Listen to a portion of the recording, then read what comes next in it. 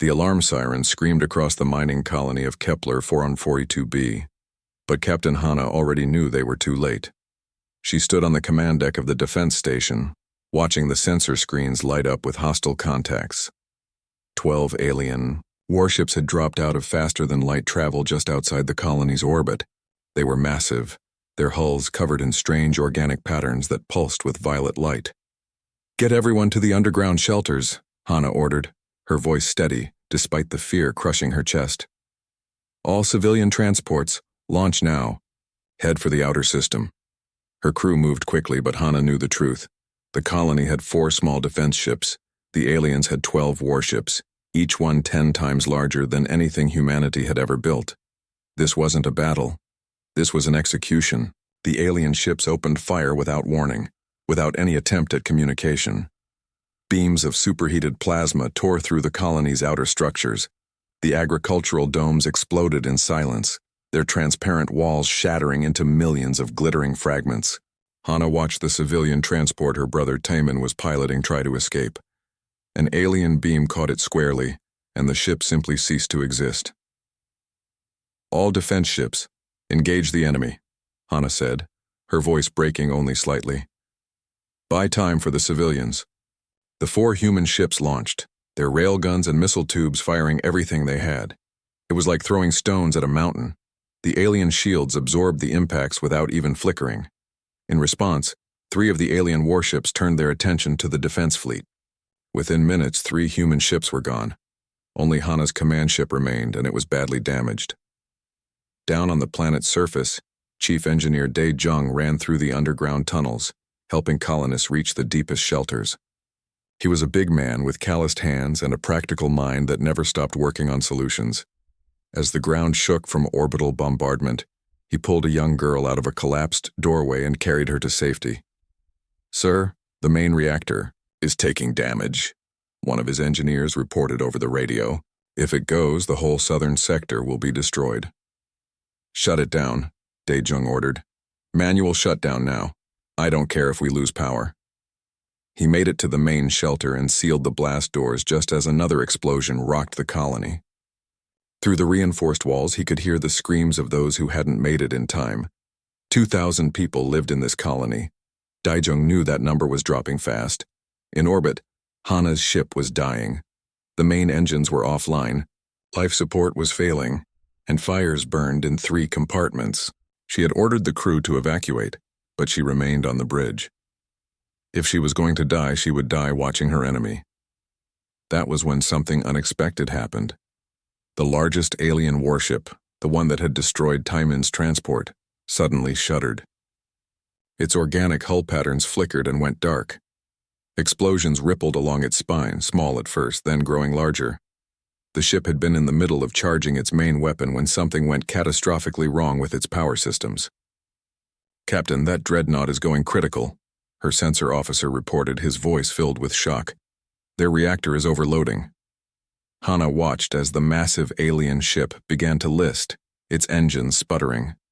The other alien vessels immediately broke off their attack and began moving away at high speed. They were abandoning their flagship. "They're leaving," the sensor officer said.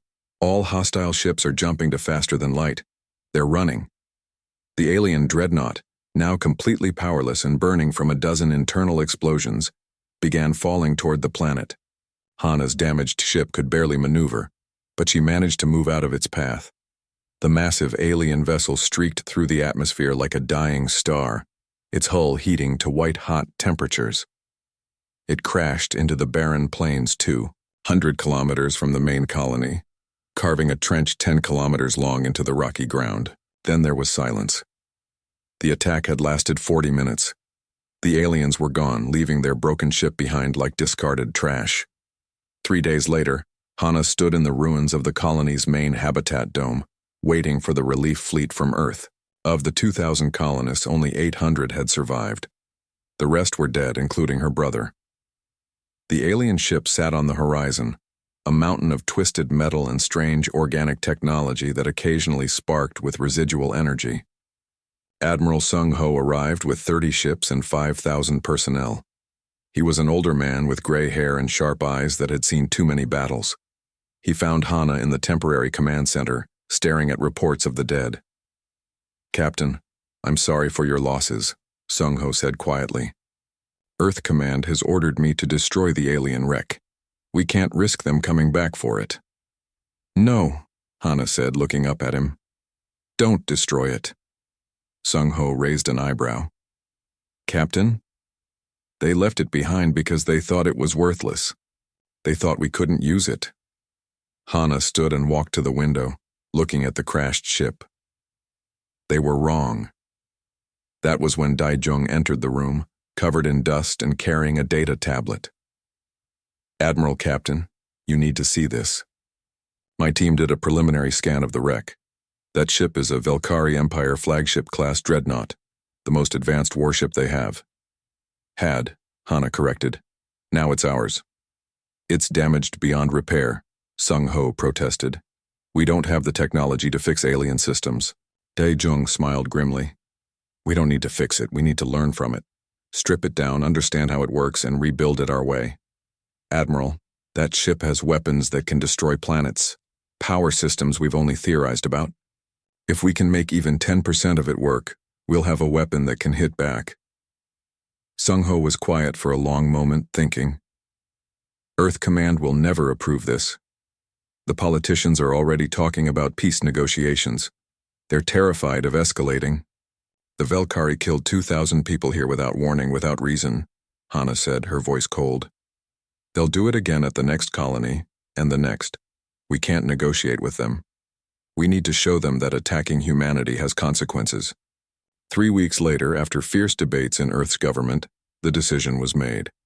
The crashed Velkari dreadnought would be salvaged, studied, and rebuilt. The operation was named Prometheus Protocol, after the ancient human myth of stealing fire from the gods. Hana accepted command of the project. Daijung became chief engineer. Admiral Sung-ho secured the funding and personnel. They began constructing an orbital shipyard above Kepler 442b, right where the massacre had happened. Every person working on the project had lost someone in the attack. They worked with grief and rage fueling their hands. The Velkari had made a fatal mistake. They had assumed humanity was too primitive, too weak to threaten them. They had left their most powerful warship behind like garbage, never imagining the humans could use it. They would learn. Humanity would make sure of that. The orbital shipyard above Kepler 442b grew larger every day. Hundreds of transport ships arrived from Earth and the other colonies, bringing engineers, scientists, soldiers, and supplies. The shipyard's skeleton structure stretched across 10 kilometers of space, built specifically to house the massive Velkari dreadnought they had dragged up from the planet's surface. Dr. Yuna stood in the observation deck, watching robotic arms carefully cut into the alien ship's hull. She was a small woman with tired eyes and quick hands that never stopped moving. Before the attack, she had been a university professor studying theoretical xenotechnology. Now she was responsible for making that theory into reality. "The first team that tried to access the bridge died," Daijung said, walking up beside her. "The ship's automatic defenses activated. Some kind of neural disruptor. Their brains just stopped working." "Did you recover their bodies?" Yuna asked. "Yes. I've ordered all teams to stay out of the ship until we understand its security systems better." Daijung pulled up a holographic display. "Look at this. The ship isn't just technology, it's partly alive. These sections here are biological, grown rather than built. The Velkari don't just construct their ships, they breed them." Yuna leaned closer, fascinated and disturbed. "That explains why our equipment can't interface with their systems. We're trying to hack into something that thinks." Over the next 3 months, the salvage teams worked carefully, mapping every system in the dreadnought. They discovered the ship's power core used a type of reactor humanity had never seen before, something that bent space itself to generate energy. The weapons were plasma-based, but operating on principles that made human plasma technology look like children's toys. The engines could push the ship to speeds that should tear it apart, held together by fields the scientists didn't fully understand. Commander Jin Woo arrived with the first batch of pilots selected for the project. He was young for a commander, only 30 years old, but he had survived more combat missions than most veterans twice his age. He walked through the shipyard with his flight team, looking at the alien vessel with deep suspicion. "You want us to fly that?" he asked Hana when they met in the command center. "Eventually," Hana replied. "Right now, we need you to help us understand how the Velkari fight. Study their tactics, their combat recordings, everything we can pull from the ship's databanks." Jinwoo spent weeks reviewing battle footage recovered from the Dreadnought's memory systems. The Velkari fought in rigid formations, following strict tactical doctrines that seemed unbreakable. Their ships moved in perfect coordination like pieces in a game of chess. It was effective, but it was predictable. "They don't improvise," Jinwoo told Hana one evening. "Look at this battle. The Velkari commander had a perfect opportunity to flank the enemy, but he didn't take it because it wasn't in their standard attack pattern. They're powerful, but they're inflexible. That's their weakness," Hana said, understanding immediately. "We can use that." The first major breakthrough came when Dr. Yuna discovered that the ship's biological components responded to neural patterns. The Velkari literally thought their commands to the ship, and it obeyed. Human brains worked differently but not incompatibly. She developed a neural interface that could translate human thoughts into signals the ship understood. "We need to test this," Yuna said, holding up a prototype headset. "But I'll be honest, this could kill whoever tries it first. The ship might reject the human neural pattern." "I'll do it," said a young engineer named Hyun-sik. He was barely 25, with dark circles under his eyes from months of sleepless work. He had lost his entire family in the Kepler 442b massacre. "If it works, we can hurt them back. If it kills me, at least I tried." They strapped Hyun-sik into a test chamber connected to a small section of the ship's living systems. The moment they activated the interface, Hyun-sik screamed. His body convulsed, blood running from his nose. Dae-jung moved to shut it down, but Yuna stopped him. "Wait, look at the readings. The ship is responding." On the monitors, they could see the biological components shifting, adapting. The ship was trying to understand this new type of mind connected to it. After 30 seconds that felt like hours, Hyun-sik stopped screaming. His eyes opened and he smiled. "I can feel it," he whispered. "It's angry. The ship is angry at the Velkari for abandoning it. It wants to work with us." From that moment, progress accelerated. The ship wasn't just technology to be reverse-engineered. It was a living thing that wanted revenge as much as the humans did.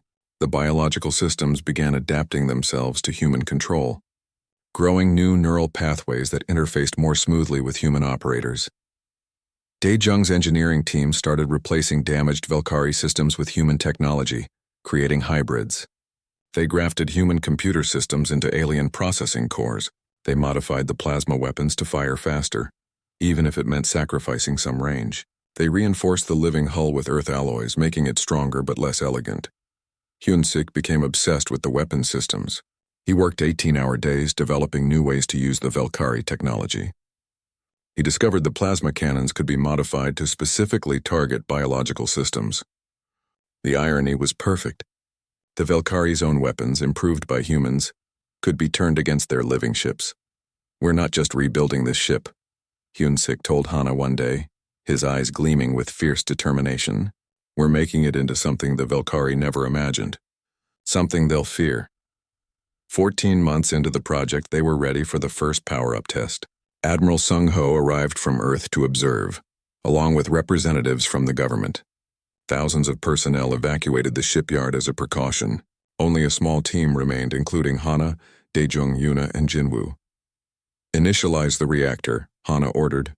The ship came alive. The biological sections pulsed with light, but it was different now. Instead of the violet glow of Velkari technology, it shone with a blue-white luminescence from the human power systems integrated throughout. The hybrid reactor hummed to life, generating more power than any human ship had ever produced. "All systems responding," Dae-jung reported, watching his screens with amazement. "The hybrid interfaces are working. The ship is accepting our commands. What do we call it?" Admiral Sung-ho asked. "It's not Velkari anymore, but it's not purely human either." Hana looked at the ship, this creature of revenge born from humanity's grief and ingenuity. "Requiem," she said. "We call it Requiem, a song for the dead and a promise to those who killed them." The ship seemed to pulse in agreement, its biological systems resonating with the name. The Requiem was alive, it was angry, and it was ready. But they needed more time to train the crew, to test the weapons, to prepare for the war everyone knew was coming. That time ran out 3 weeks later when Admiral Sung-ho received urgent intelligence. The Velkari had attacked 2 more human colonies, killing thousands more. They were testing humanity's defenses, probing for weakness before launching a full invasion. The Velkari Empire had decided humanity was a problem to be eliminated. "We're not ready," Daejung protested when Hana announced they were taking the Requiem into combat. "We haven't finished testing half the systems." "We're ready enough," Hana replied, pulling on her captain's uniform. "The Velkari think we're helpless. They've forgotten about this ship entirely. It's time to remind them. It's time to teach them that humanity doesn't forget." Jinwoo assembled his fighter pilots. Hyunsik armed the weapons he had spent a year perfecting. Dr. Yuna calibrated the neural interfaces. Daejung ran final checks on the hybrid systems. And Hana stood on the bridge of the Requiem, feeling the ship respond to her thoughts like an extension of her own body. They departed Kepler 442b with a single mission: find a Velkari target, hit it hard, and make sure the entire Empire knew that the ship they had abandoned had come back to haunt them. The Requiem moved through space like a predator hunting prey.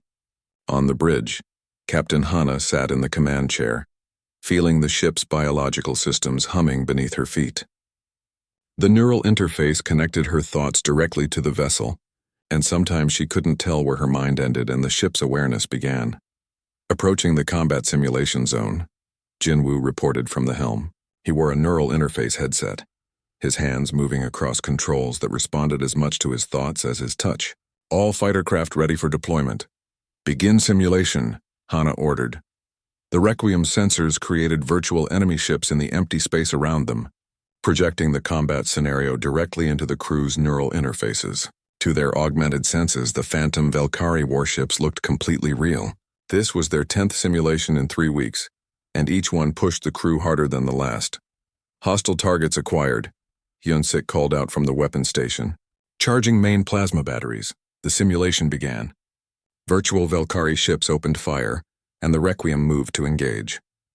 Jinwoo pushed the engines hard, executing a banking maneuver that would have been impossible for a purely mechanical ship. The Requiem's biological systems flexed and adapted, compensating for stresses that should have torn the hull apart. "Launching fighters," Jinwoo said. 20 human fighters screamed out of the Requiem's hangar bays, modified craft that could interface directly with the mothership's targeting systems. Jinwoo had trained his pilots for months, teaching them to think in 3 dimensions to break every rule the Velkari followed. Where Velkari pilots flew in strict formations, the human fighters moved like a swarm of angry insects, unpredictable and everywhere at once. Hyunsik fired the main weapons.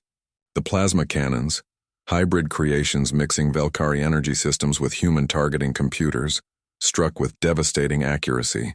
The simulated enemy shields collapsed under the assault. But then something unexpected happened. The weapons fired again without Hyunsik giving the command. "Captain, the ship is firing on its own," Hyunsik reported, his voice uncertain. "I see it," Hana said. Through her neural connection, she could feel the Requiem's intent. The ship had sensed the target's vulnerability and taken the follow-up shot automatically. It wasn't malfunctioning. It was helping. "Continue the simulation." The battle continued and the crew began to notice more autonomous actions. The shields reinforced themselves before attacks arrived. The engines adjusted thrust to optimize maneuvers the pilots had only started to think about. The Requiem wasn't just responding to commands. It was anticipating them. "Target destroyed," Hyunsik announced as the last simulated enemy ship exploded. "Simulation complete. Total time 8 minutes. That's 3 minutes faster than our last run." Dr. Yuna reviewed the data from her science station, frowning. The ship's biological systems are adapting faster than predicted. They're learning from each simulation, evolving in response to combat scenarios. "Is that a problem?" Hana asked. "I don't know," Yuna admitted. "The Velkari designed these ships to bond with their crews, but this is different. The Requiem is bonding with us at an accelerated rate. It's almost like it wants to fight." Daejung entered the bridge carrying a tablet full of engineering reports. "We've got a bigger problem. The biological components are growing. They've spread into sections where they weren't before. The ship is expanding its living systems throughout the entire hull. Can you stop it?" Hana asked. "Should I?" Daejung countered. "So far, every change has improved our performance. The ship is reinforcing weak points, optimizing power distribution, even repairing minor damage on its own. It's making itself better. It's making itself alive, Yuna said quietly, more alive than it was when the Valkyrie had it. That evening, as the crew rested during the sleep cycle, Hana remained on the bridge.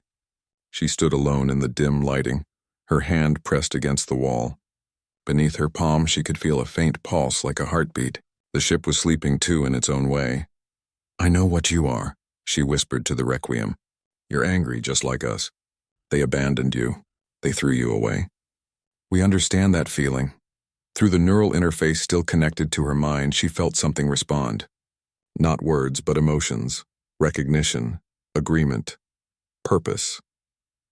The next morning, Admiral Sung-ho's face appeared on the main view screen, transmitting from Earth. His expression was grim. "Captain Hana, we have a situation. The Valkyrie attacked the mining colony on Ross 128b yesterday. 400 dead. They hit the orbital station at Tau Ceti this morning. 800 more. They're not negotiating. They're exterminating us one colony at a time." "Where are they now?" Hana asked, her voice cold. "Intelligence reports a Valkyrie supply convoy heading toward the frontier. 12 transport ships with 3 warship escorts. They're supplying their forward bases for a larger invasion." Sung-ho paused. "Earth Command wants you to intercept them." "We're not fully ready," Dae-jung protested. "We've only run simulations." "Then this will be your final test," Sung-ho said. "The Valkyrie don't know the Requiem exists. They think it's still a dead hulk on Kepler 442b. You'll have the element of surprise." "What are our rules of engagement?" Hana asked. "Destroy or capture the convoy. But more importantly, make sure the Valkyrie see you. We're done hiding. We're done running. It's time they learned that attacking humanity has consequences." Sung-ho's image leaned forward. "And Hana, we are broadcasting this engagement across their communication channels. I want every Valkyrie in the Empire to watch what we've done with their ship." After the transmission ended, Hana gathered her senior officers.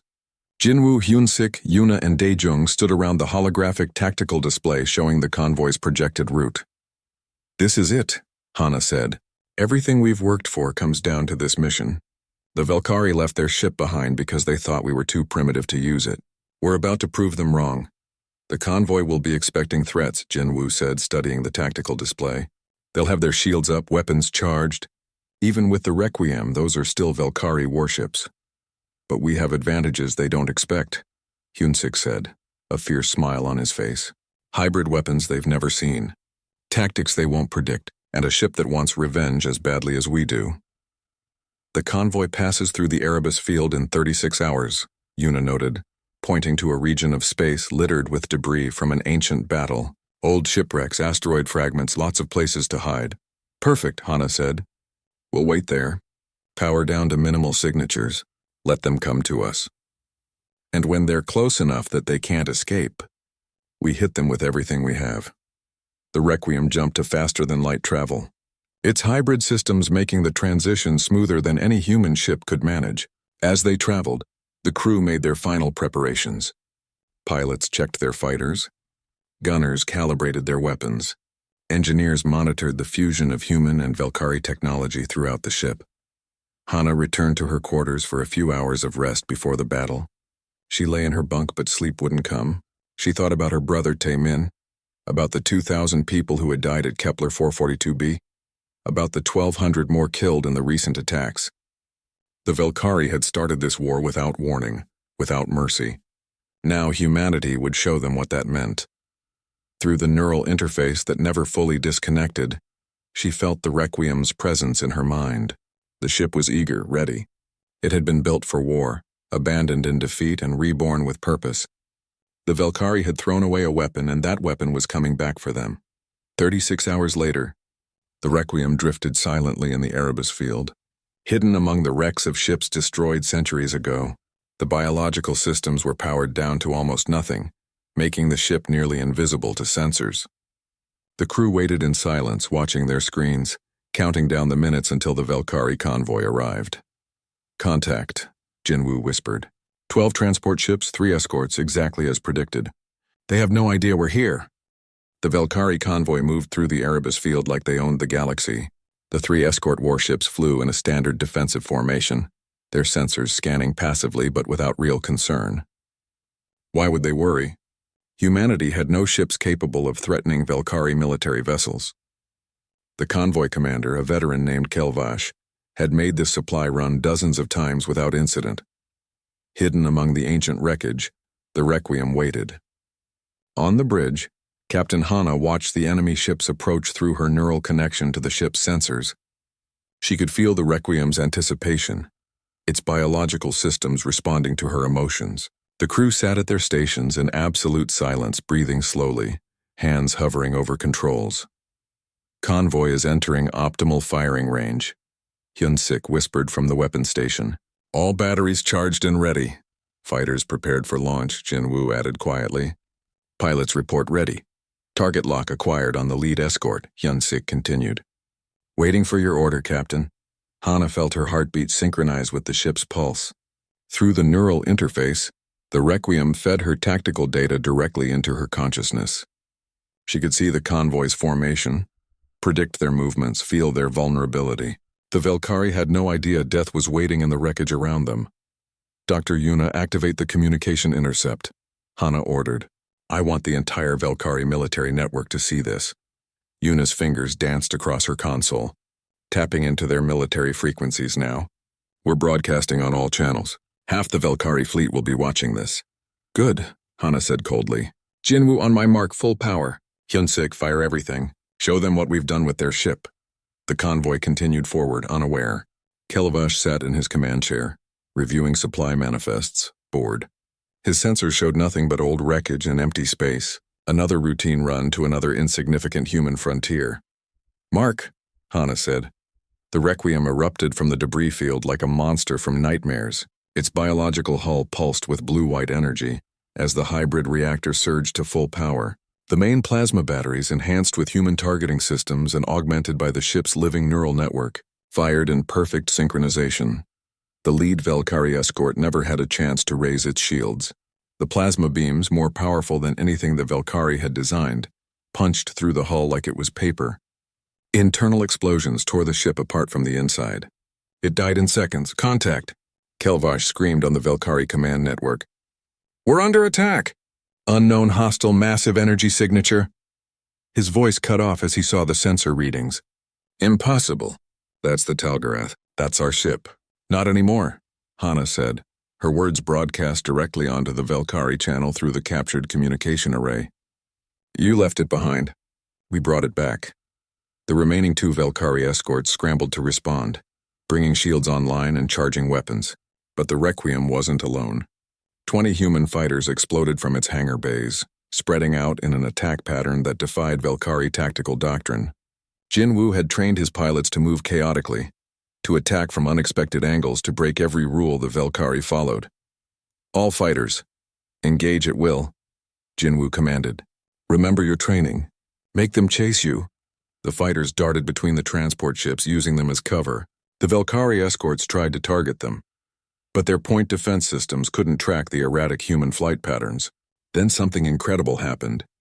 The fighters' hybrid systems linked directly with the Requiem, and the mothership's targeting computers took control of the Velkari weapons. Hacking their defense grid, Yuna reported with grim satisfaction. Their own guns are locking onto their own ships. Kelvash watched in horror as his escorts' point defense systems turned inward and began firing on the convoy's transport ships. Shut down the automated systems. Go to manual control. But it was too late. The hybrid human Velkari technology was faster, smarter, and far more aggressive than the original systems. Before the Velkari crews could respond, 3 transport ships were crippled, their engines destroyed by their own defensive weapons. The second escort warship tried to run, its engines flaring as it attempted to reach faster than light speed. Hyun-sik had prepared for this. He triggered a weapon he had spent months perfecting, something the Velkari would never have imagined. The beam struck the escaping ship, and instead of destroying it outright, it targeted the vessel's biological components specifically. The living systems that formed the Velkari ship's neural network began to die, and as they died, they sent feedback through every connected system. The ship's AI went mad, receiving conflicting signals from dying organic matter. It fired on its own convoy, turned its shields inside out, and then simply stopped, floating dead in space with its crew still alive inside but unable to control anything. "What did you do?" Kelvash broadcast, his voice filled with horror. "What did you do to our ship?" "We improved your technology," Yunsik replied, his voice cold. "Your biological systems are brilliant, but they have a weakness. They can get sick. We just gave your ship a disease it can't fight." The last escort, Kelvash's ship, tried to fight back properly. It was newer, faster, and its crew was experienced. They launched missiles, fired plasma beams, and coordinated their attacks with tactical precision. For a moment, they seemed to have a chance. The Requiem's shields flickered under the assault. Then the ship got angry. "Captain, the Requiem is responding autonomously," Dae-jung reported, watching his engineering displays with awe and fear. "The biological systems are adapting to the attack in real time." The living hull shifted, growing denser in the areas taking fire. The shields restructured themselves, creating overlapping layers that dispersed the plasma beams harmlessly. And the ship's weapon systems, enhanced by both human ingenuity and Velkari biotechnology, returned fire with devastating accuracy. Hana didn't even need to give the command. The Requiem knew what she wanted. It wanted the same thing. Kelvash's escort was methodically torn apart, weapons destroyed first, then engines, then life support systems. The ship was left intact but helpless, floating in space with its crew trapped inside. "Target the remaining transport's engines only," Hana ordered. "I want them alive." Within 10 more minutes, the entire convoy was disabled. 12 transport ships floated powerless in space. 2 escort warships were destroyed completely. The third was captured with its crew alive but defeated. Kelvash sat in his darkened command center, staring at his screens in disbelief. "How?" he whispered on the open channel. "You're primitives. You barely have space travel. You couldn't possibly understand our technology." "You made 2 mistakes," Hana replied, her voice broadcast across every Velkari military frequency and range. "First, you attacked us without provocation. You killed our people, destroyed our homes, and thought we were too weak to fight back. Second, you left your ship behind." She stood from her command chair, walking to the main view screen where Kelvash's image appeared, his alien features twisted in shock and humiliation. "We took your broken weapon and we made it better.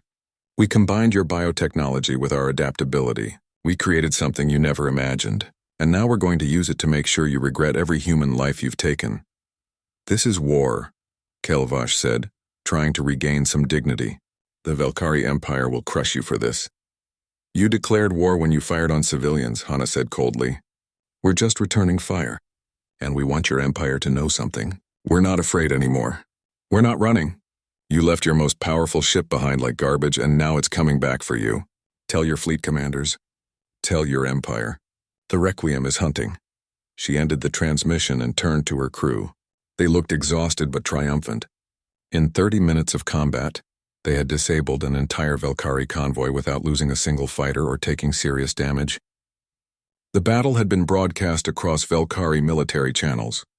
By now, thousands of Velkari officers would have seen the footage, seen what humanity had done with their abandoned technology. "Secure the transport ships and take the survivors prisoner," Hana ordered. "Strip the vessels for intelligence and supplies. Then we head home." As the crew worked, Dr. Yuna approached Hana with a worried expression. "Captain, you need to see this. The ship's biological components have grown significantly during the battle.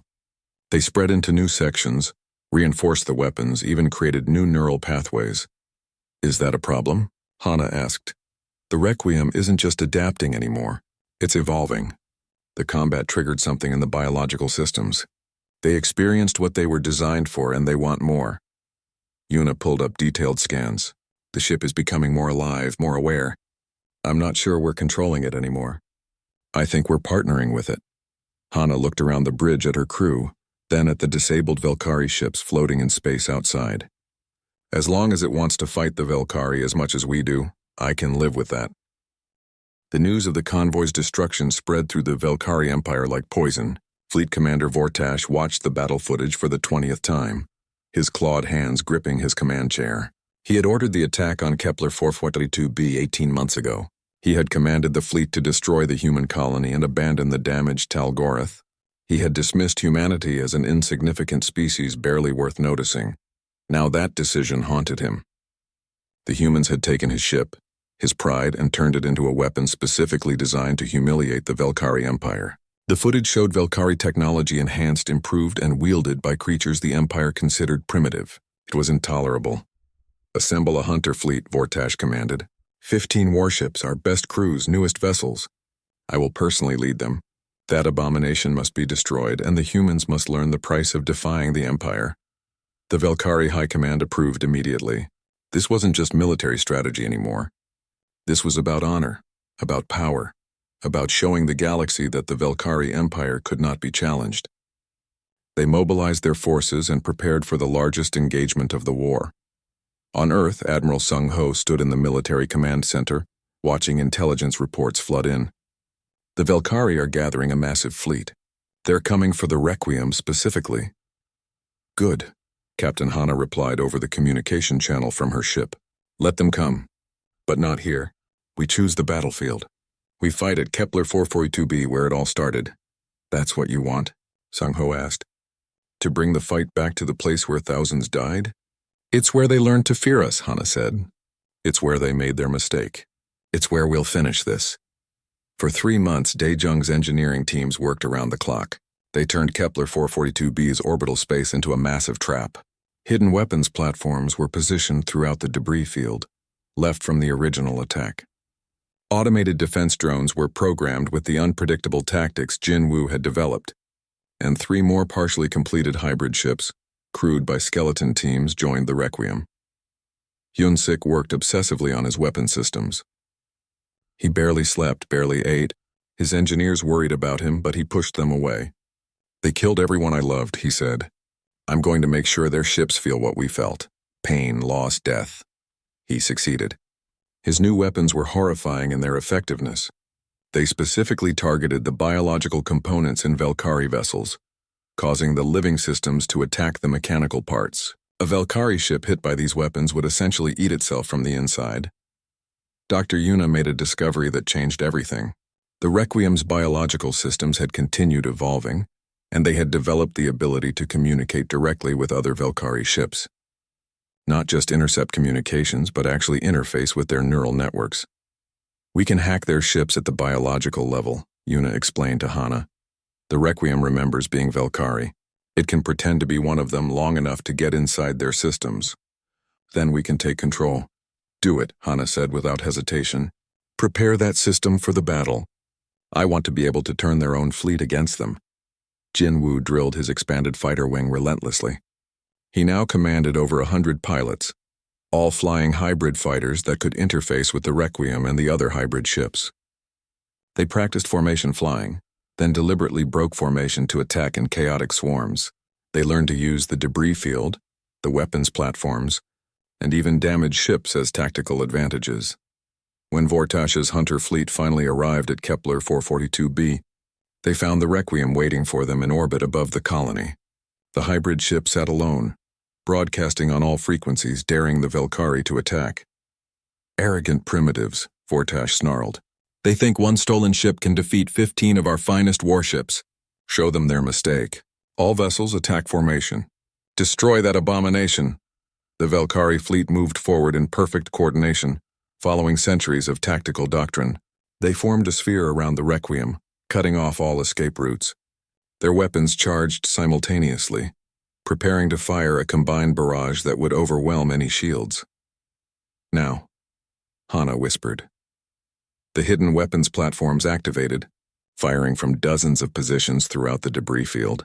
The automated drones swarmed forward in unpredictable attack patterns. The 3 hybrid ships powered up from where they had been hiding, disguised as wreckage.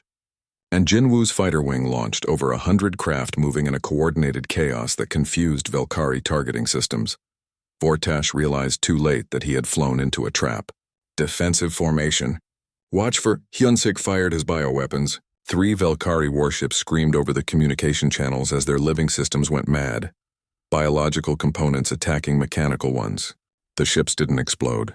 They slowly tore themselves apart from the inside, their crews helpless to stop the process. Break formation, Vortash commanded. Individual engagement. Don't let them isolate you. But breaking formation was exactly what the humans wanted. The Velkari had always fought as a unified force, following strict patterns. Scattered and fighting individually, they lost their primary advantage. Jinwu's fighters exploited this ruthlessly, targeting isolated ships with hit-and-run attacks. The battle raged for hours. The Velkari were powerful, experienced, and desperately motivated. They destroyed one of the hybrid ships and damaged another badly. They eliminated dozens of human fighters and shattered several weapons platforms. But they were fighting on humanity's terms now, in a battlefield prepared specifically to counter Velkari tactics. Vortash's flagship pushed forward, trying to reach the Requiem directly. "If I can destroy that ship, the humans lose their symbol," he said to his crew. "Ram them if you must. Just bring that abomination down." Hana watched the flagship approach through her neural connection to the Requiem. She could feel the ship's eagerness to engage its former commander. The biological systems remembered Vortash. They remembered being abandoned. They wanted revenge. "Dr. Yuna, activate the neural interface weapon," Hana ordered. "Let's show them what their technology can really do."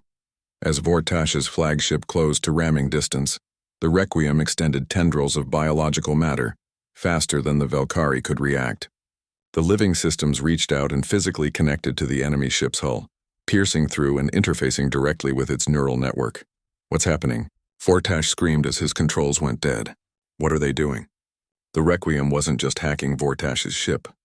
It was taking it over completely, forcing the biological systems to accept human commands. The Velkari flagship's weapons turned on its own fleet. Its engines fired in reverse. And through it all, Vortash could only watch helplessly as his ship betrayed him. "This is what you created," Hana broadcast directly to Vortash. "Ships that live, that think, that remember. You abandoned the Talgoroth and it found new friends. Friends who don't throw away their weapons when they get damaged." The remaining Velkari ships saw their flagship under enemy control and broke. Some tried to retreat. Others surrendered. The hunter fleet that had come to destroy the Requiem was scattered, defeated not by superior numbers but by superior adaptation. Vortash sat in his command chair, surrounded by systems that no longer obeyed him. "You've won this battle," he said bitterly. "But the Empire will send more fleets. We will never stop." "Yes, you will," Hana replied, "because every Velkari ship you send will learn from. Every battle makes us stronger. You taught us that when you left your dreadnought behind. We're not going to make that mistake. We're going to take every advantage, learn from every fight, and keep coming back stronger." She paused, then added, "Tell your Empire that humanity is done being victims. We're not negotiating. We're not surrendering. And we're not forgetting what you did to our people. The Requiem is just the first. We're building more hybrid ships. We're combining your technology with our ingenuity. You started this war. We're going to finish it." The battle ended with 12 Velkari ships destroyed or captured. 3 escaped to carry the news back to the Empire. The cost to humanity was heavy. 1 hybrid ship destroyed, another damaged, 57 fighters lost, and over 200 personnel dead. But they had proven something crucial. Humanity could fight the Velkari Empire and win. In the days after the battle, as repairs began and casualties were counted, Hana stood on the observation deck of the Requiem. Taejung found her there, staring at the stars. "We did it," Taejung said quietly. "We beat them. The Velkari are already broadcasting peace proposals. They want to negotiate." "Good," Hana replied. "But we negotiate from strength now, not desperation." "I'm worried about the ship," Taejung admitted. "The biological systems are spreading faster than ever. They're in every section now, making decisions independently. During the battle, the Requiem took actions we didn't command. It knew what we needed before we asked." "Is that a problem?" Hana asked, though she already knew the answer. "I don't know. We created something new by combining human technology with Velkari biotechnology, but I'm not sure we're in control anymore. I think the Requiem is its own entity now. It chooses to work with us, but it's not a tool. It's a partner. Maybe more." Dr. Yuna joined them, carrying her usual data tablet.